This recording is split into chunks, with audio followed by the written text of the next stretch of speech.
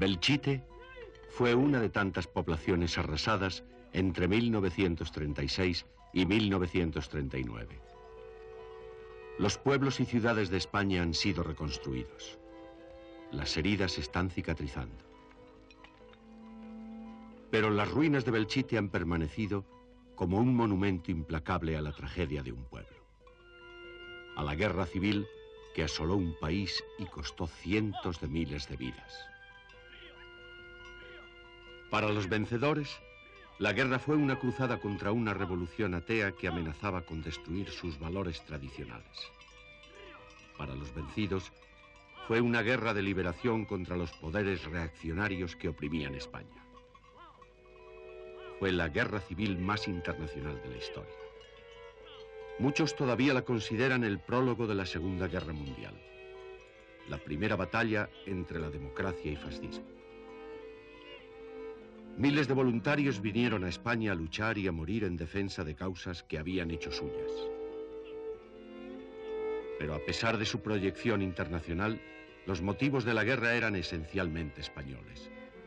Sus raíces profundamente enterradas en una historia torturada. Han pasado muchos años. Los odios y los rencores se han ido desvaneciendo. Vencedores y vencidos han tenido tiempo de reflexionar. Ahora pueden examinar libremente el pasado, evocar sus recuerdos, revivir sin rencor la guerra civil.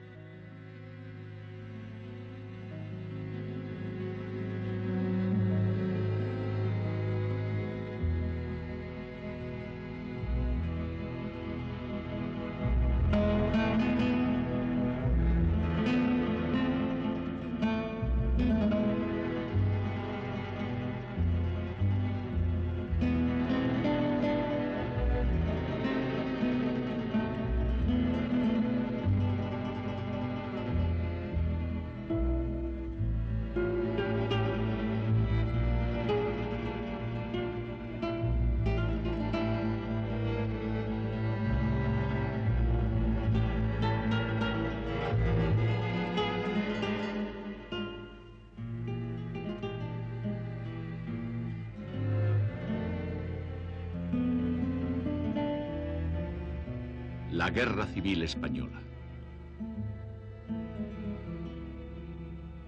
Primer episodio. El preludio de la tragedia.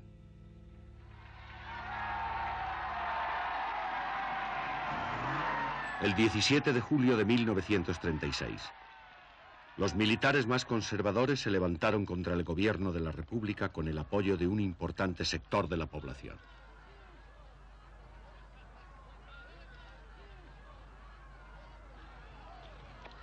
El golpe encontró una resistencia inesperada.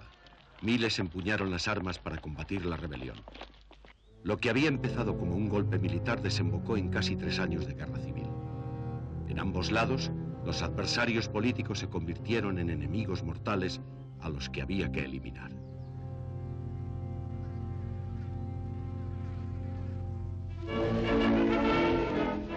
La República, la niña bonita.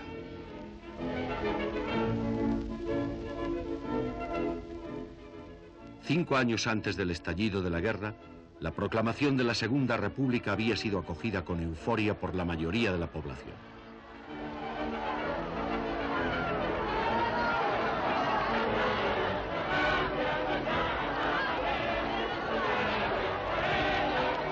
La monarquía se derrumbaba sin violencia. Para estas multitudes, la nueva república representaba la esperanza de una nueva España, una España moderna y más justa. Habla Álvaro Delgado. Y allá nos fuimos, ¿no? Entonces era un día de abril, primaveral, era un día templado y había hecho sol y entonces allá nos lanzamos, ¿no? Y camino de la Puerta del Sol había varias multitudes, ¿no? Camiones, los pocos automóviles que entonces había, tranvías, la gente iba mucho en tranvía, ¿no? Y luego inesperadamente y sorprendentemente habían aparecido banderas republicanas por todas partes, ¿no? Nadie supo de dónde había salido tal cantidad de metros de banderas republicanas.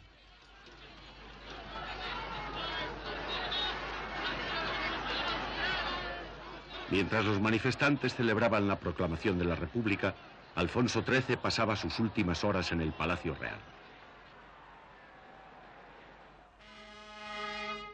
Pocas semanas antes, había presidido las solemnes ceremonias del Domingo de Ramos, confiado en la solidez de la monarquía.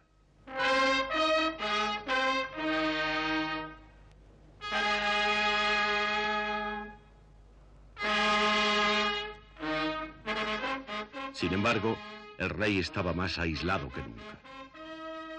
La clase obrera lo consideraba el símbolo de la opresión. La clase media no le perdonaba su respaldo a los 7 años de dictadura del general Primo de Rivera. Incluso para la clase dirigente, la monarquía ya no representaba una garantía de continuidad. La escasa popularidad de la monarquía había quedado patente en la victoria de los candidatos republicanos en las principales ciudades durante las elecciones municipales del 12 de abril de 1931. El júbilo del pueblo y las escasas muestras de adhesión a la corona hicieron comprender a Alfonso XIII su aislamiento. Mientras el país celebraba la proclamación de la República, abandonó Palacio por última vez rumbo a un exilio voluntario.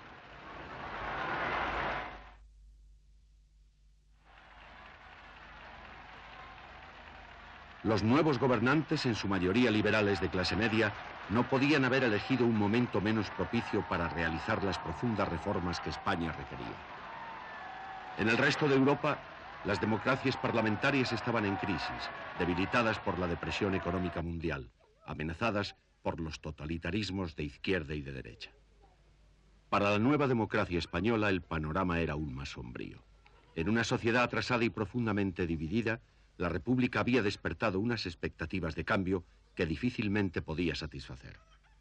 En la euforia inicial, republicanos y socialistas confiaban en que su programa de reformas resultaría en la transformación que tantos españoles anhelaban. Justino de Azcárate formaba parte del primer gobierno de la República. Que esa sensación de libertad, la desaparición del régimen de censura, se llevaba muchos años en que las publicaciones estaban sometidas a un régimen de censura y el ejercicio de la libertad de cátedra también. Todo sería fundamentalmente por esa línea de la libertad. Y por el otro, la creación de una legislación que crease una situación de orden social y económica más justa, más igualitaria. Los trabajadores del campo y la ciudad, mal pagados, mal alimentados y frecuentemente en paro, esperaban que las prometidas reformas fueran drásticas e inmediatas.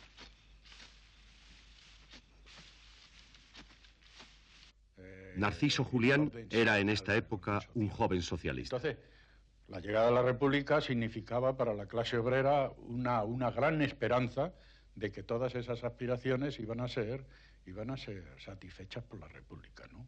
Esa era lo fundamental, ¿no? En el obrero industrial y en el obrero y en el campesinado. La aspiración de los campesinos a la tierra, pues era una aspiración ya milenaria, ¿no? Y demás. Y en el obrero industrial, el reconocimiento de sus derechos sindicales, el derecho de huelga, a un salario justo, a unas condiciones sociales que no las tenía, ¿no? Desde el punto de vista de la seguridad social y de todas estas cuestiones, ¿no? Es decir, todos esos problemas económicos sociales estaban ahí. La llegada de un régimen democrático, la llegada de la República, significaba para la inmensa mayoría de los obreros esa gran esperanza, esa aspiración de que ahí se iba por fin a cumplir esas aspiraciones.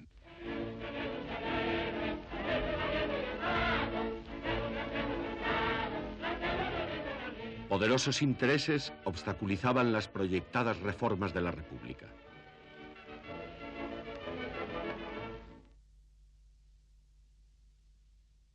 Una iglesia profundamente conservadora que se oponía a la liberalización. Un ejército acostumbrado a intervenir en la vida política. Una clase dominante decidida a mantener sus privilegios. Andalucía era una región de profundos contrastes sociales y económicos, de latifundios y grandes terratenientes.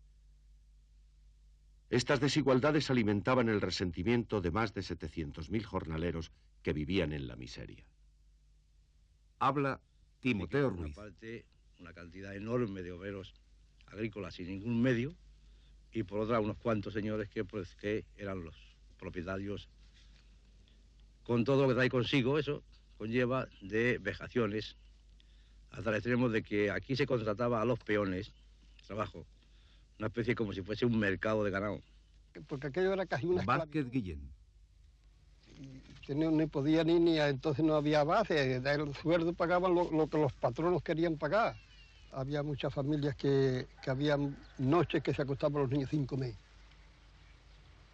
Porque no se ganaba lo suficiente para como estaba la subsistencia.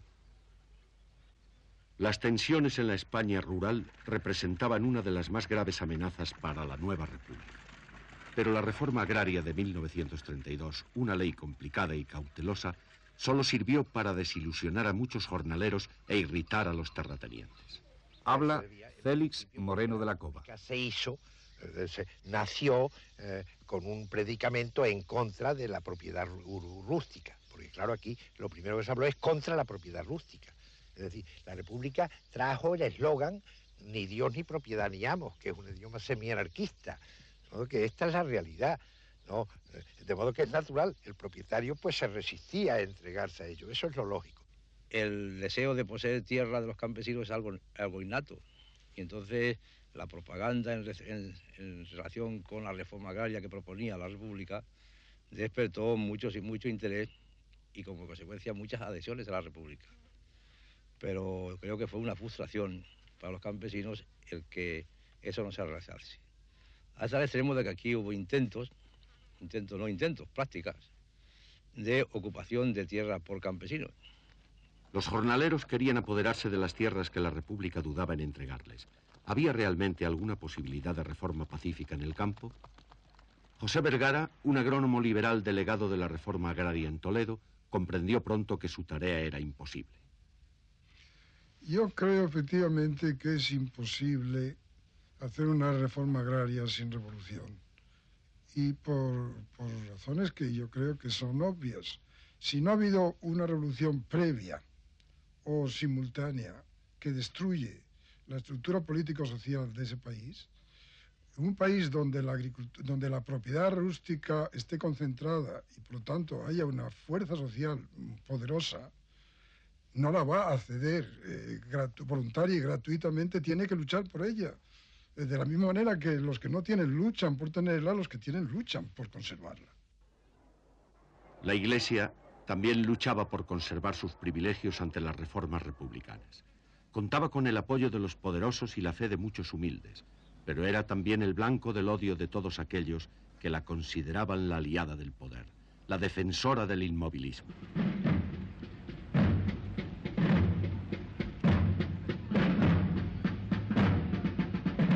Se decía que los españoles andaban siempre detrás de sus sacerdotes con una vela o con una estaca. Los republicanos y socialistas en el gobierno estaban decididos a reducir el poder de la Iglesia.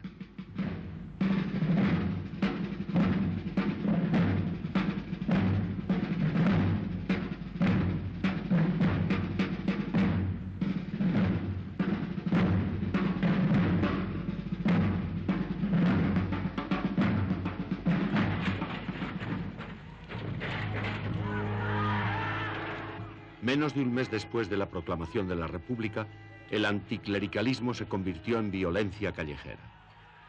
Después de un enfrentamiento entre monárquicos y republicanos, las turbas prendieron fuego a 6 iglesias en Madrid. Habla Pilar Primo de Rivera. Ido a misa, donde habíamos hecho la primera comunión, donde nos habían bautizado. Sí, fue un día tremendo, el día del 11 de mayo, la quema de los conventos, de unas tristezas, de unas angustias, y de pensar además de que aquello se consentía, porque no se le ponía remedio. Iban las turbas quemando iglesias, quemando conventos, y no pasaba nada, y nadie salía en defensa de aquello. Pues fue un día tremendamente triste. La policía no hizo nada para impedir la quema de los conventos. Manuel Azaña, futuro presidente de la República, dijo ese día que todos los conventos de Madrid no valían la vida de un republicano.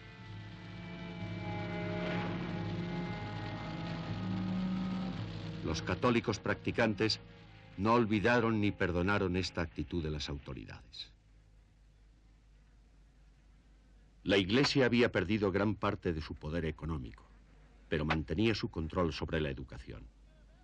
En un país donde casi la mitad de la población era analfabeta, la República tenía que romper el control de la Iglesia para crear un moderno sistema de enseñanza laica. En el primer año de la República se abrieron casi 10.000 nuevas escuelas. El arte y la cultura empezaron a llegar a todos los rincones de España.